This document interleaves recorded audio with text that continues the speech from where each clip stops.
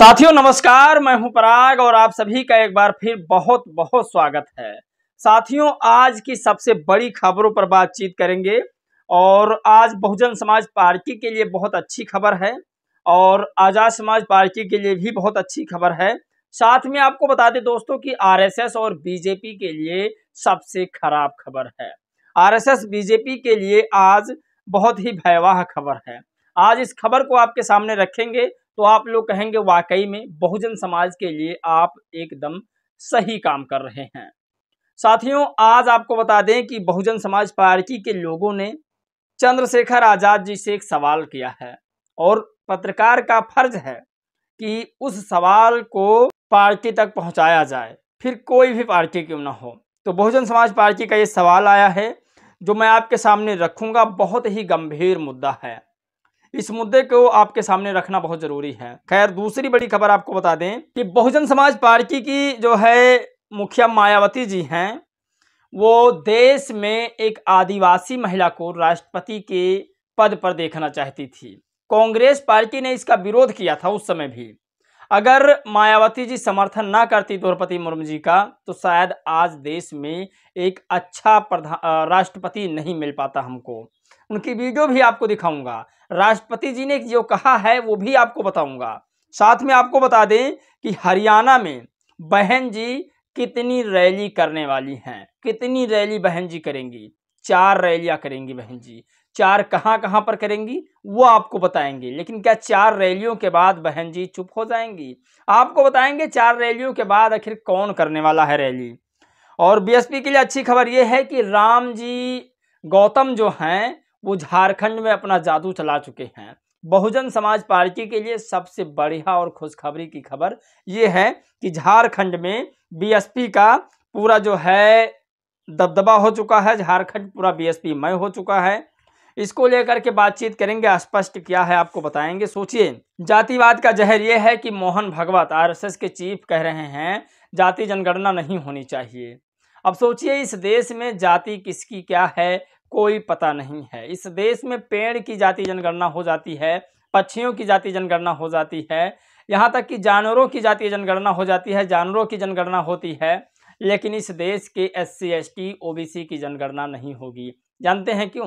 क्योंकि OBC SC ST में 40 से 50% लोग ब्राह्मण व्यवस्था से हैं और उसमें से 10-20% लोग जो है अंबेडकरवादी और जो है ब्राह्मणवादी व्यवस्था दोनों में शामिल हैं।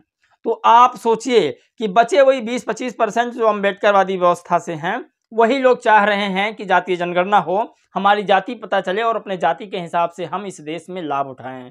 दरअसल इस देश की जो जाति है 80-85%, वो सिर्फ लाभ 5% पा रही है।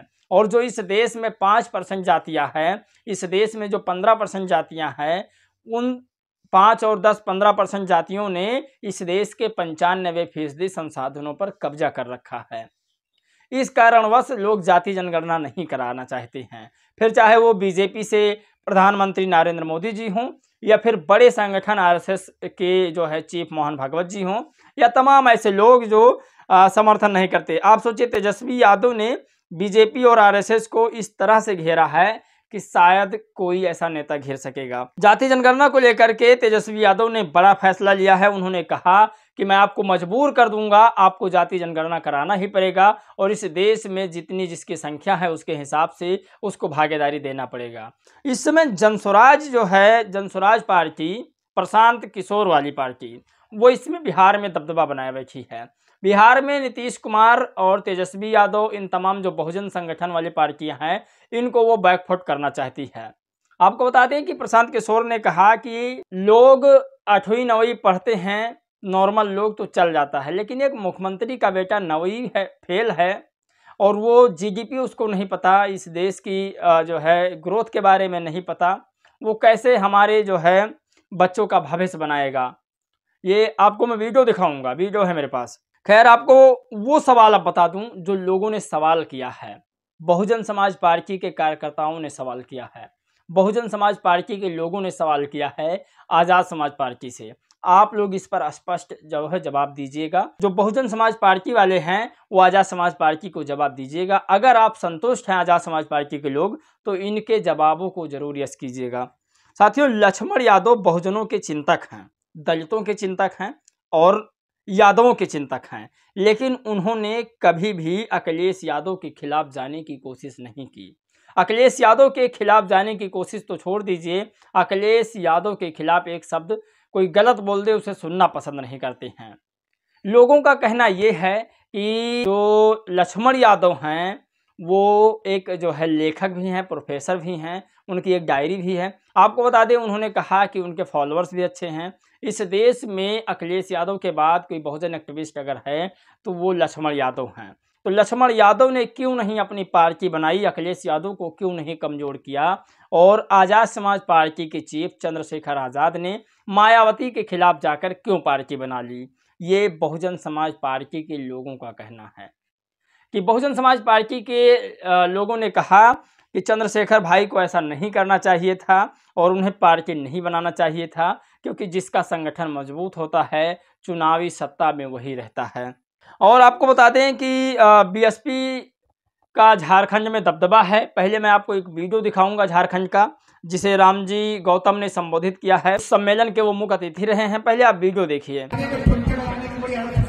लेकिन जब मैं कहता हूँ जय भीम बोलो तो आवाज निकलती ही नहीं है। अरे जय भीम के माने होती ताकत होती कि नहीं होती है? जय भीम के माने होता है खून में उबाल, जय भीम के माने होता है क्रांति।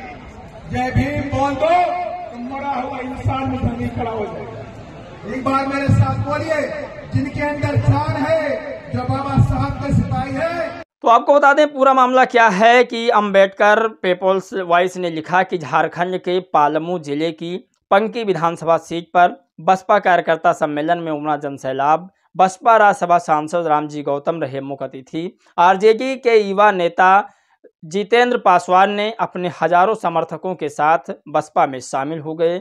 तो ये सबसे बड़ी खबर है साथियों। और दोस्तों अब आपको बता दें एक वो खबर जो आपके लिए सुनना बहुत ज़रूरी है। बहुजन समाज पार्टी हरियाणा में रैली करने जा रही है। मायावती जी स्वयं रैलियां करेंगी। अभय चौटाला जी और मायावती जी एक मंच पर साझा मंच करके एक रैली करेंगे, विशाल रैली। और रैली कहां कहां करेंगे आपको बताऊंगा मैं, सुनिए। तो बसपा सुप्रीमो मायावती जी हरियाणा में करेंगी 4 जिले में रैली। मायावती जी अंबाला और पलवल और सिरसा और जिंद में रैली करेंगी। बाकी जगह पर बसपा की तरफ से आकाश आनंद रैली करेंगे। हरियाणा में बसपा और इनेलो गठबंधन चुनाव लड़ रहे हैं। दोनों गठबंधन मिलकर चुनाव लड़ रहे हैं, पूरा देश जानता है। साथियों, आकाश आनंद फिर एक बार बहुजन समाज पार्टी की तरफ से हरियाणा में रैली करने वाले हैं। 4 रैलियां बहन जी करेंगी। साथियों, अब आपको बताते हैं कि आखिर तेजस्वी यादव ने क्या कहा है। तेजस्वी यादव कहते हैं कि आरएसएस, बीजेपी जातिगत जनगणना और आरक्षण का चाहे जितना विरोध कर ले, लेकिन हम इनको देश भर में जातिगत जनगणना कराने एवं आरक्षण बढ़ाने पर मजबूर करेंगे ही करेंगे। इनको हमारी मांगों के सामने घुटने टेकना ही पड़ेगा। यह 90 का दौर नहीं कि मंडल कमीशन लागू होने पर ये आरक्षण के विरुद्ध कमंडल लेकर निकलेंगे। उस यात्रा में आडवाणी जी के सारथी रहे मौजूदा प्रधानमंत्री क्या अब जातिगत जनगणना और आरक्षण का सार्वजनिक विरोध करेंगे? तो सोचिए, ये सबसे बड़ी खबर है। अब आपको वो वीडियो दिखाते हैं जो आपके लिए सुनना बहुत जरूरी है।